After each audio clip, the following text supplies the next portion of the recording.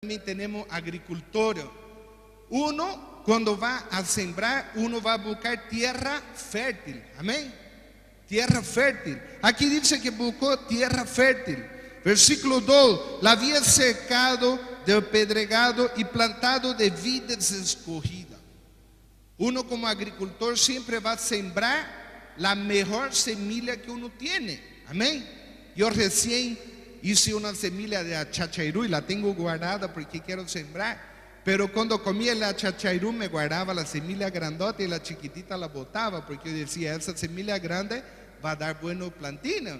La tengo guardada y ya quiero sembrarla. Entonces aquí también el Señor, todos nosotros somos escogidos, somos vidas escogidas.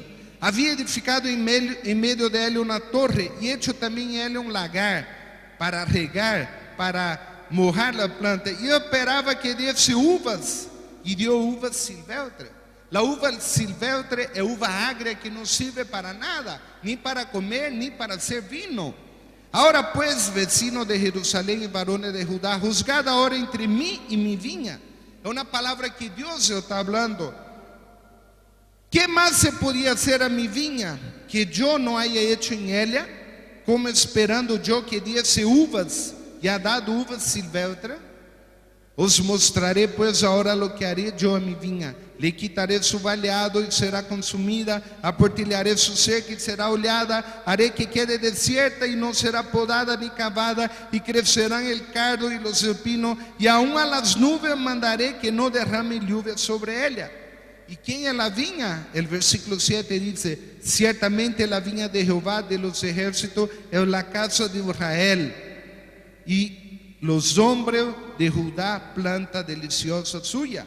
Pero el Señor dice: esperaba juicio y aquí vileza, esperaba justicia y aquí clamor. Entonces el Señor hace un llamado de que esa viña tiene que producir. ¿Y producir qué? Fruto bueno. Nosotros vemos más adelante el versículo 8 y 9 que esa persona estaba enfocada solamente, como dice el versículo 8: hay de los que juntan casa a casa y añaden heredad a heredad hasta ocuparlo todo. Habitaré vosotros solo en medio de la tierra. El Señor, siguiendo el capítulo, hace un desafío a personas que estaban enfocadas en solo hacer riqueza y se olvidaron, como habla, de dar mano y de ayudar a aquella persona necesitada. Estaban solo enfocados en hacer su cosa. Amén. Y él vuelve a repetir del versículo 11 al 12 que ellos solo estaban celebrando y haciendo fiesta